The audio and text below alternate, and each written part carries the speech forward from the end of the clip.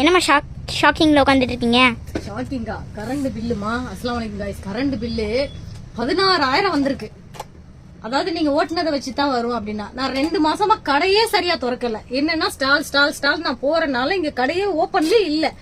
எப்படி பேயா வந்து ஓட்டுச்சு 16,000க்கு? எப்பவுமே ரெகுலரா நான் ஏசி இருக்குது, இந்த லைட்ல இருக்கு. 6,000 ரூபாய் வரும் 2 மாசத்துக்கு ஒரு தடவை. 6,000 ரூபாய் 6,500 ரூபாய் வரும். இப்ப 6,000 ரூபாய் தாண்டி 16,000 ரூபாய் எங்க இருக்கு? நான் அது கடை திறந்து ரன்னிங்ல இருந்தாலும் பரவாயில்ல, ஓகே, நான் அடைச்சு போட்டு ஸ்டாலா போய் அப்படிதான் இருக்கிறேன். அப்படி வந்தாலும் ஈவினிங்ல வருவேன், எல்லாத்தையும் எடுத்து போய் 2-3 ஆர்டர் இருந்தா இந்த சிஸ்டம் ஒர்க் பண்ணி அவ்வளவுதான். 16,000 ரூபாய் வந்தது எனக்கு ஷாக்கிங்கா இருக்கு. எனக்கு மட்டும் இல்ல, பார்த்தா இன்ஸ்டால எல்லாருக்குமே 2,000 ரூபாய் வரவங்களுக்கு எல்லாம் 8,000 ரூபாய் வந்திருக்கு, 8,000 ரூபாய் வந்தவங்களுக்கு எல்லாம் 18,000 வந்திருக்கு. இது எப்படிங்க சாத்தியம்? ஒண்ணுமே சொல்ல முடியல. வீட்டுக்கும் பாத்தீங்கன்னா ஒரு ஏசி தான், அங்கேயும் 6,000 ரூபாய் 6,500 ரூபாய் 18,000 ரூபாய் வந்திருக்கு. நம்ம எல்லாம் நினைச்சிட்டாங்க நல்ல கோடீஸ்வரங்க பணம் கொட்டுது அப்படின்ட்டு. இது எப்படி எடுத்துக்கிறதுனே எனக்கு தெரியல. ரொம்ப ஷாக்கிங்கா இருக்கு. இது வந்து இந்த கரண்ட் பில்லே கிட்டத்தட்ட இந்த கடை வீடு இதுக்கு 50,000 ஆயிடுச்சுன்னா, அப்ப பொருளாதார ரீதியா வந்துட்டு நம்ம அன்றாட தேவைகளை நம்ம எப்படி பூர்த்தி பண்ண முடியும்?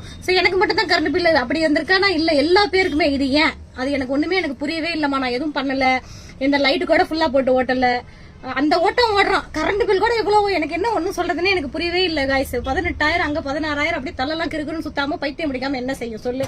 நான் வரது இந்த ஆர்டர் பண்ணுவேன், அவ்வளவுதான். இதையும் தாண்டி கடையில 16,000 ரூபாய் நம்ம எங்க போறது?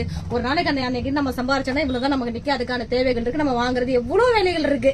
இதுல கரண்ட் பில் இவ்வளவு வந்தா நம்ம என்ன பண்றது? அப்ப நடுத்தர மக்கள் எல்லாம் எல்லாருமே அப்படித்தான் இருக்கும். ஓகே, பொருளாதார ரீதியா எல்லாமே அதிகமாயிடுச்சு. எல்லாருமே நடுத்தர மக்கள் தான் இன்னைக்கு பாத்தீங்கன்னா. ஆண்டவன் கீழே எல்லாருமே லெஸ் தான்.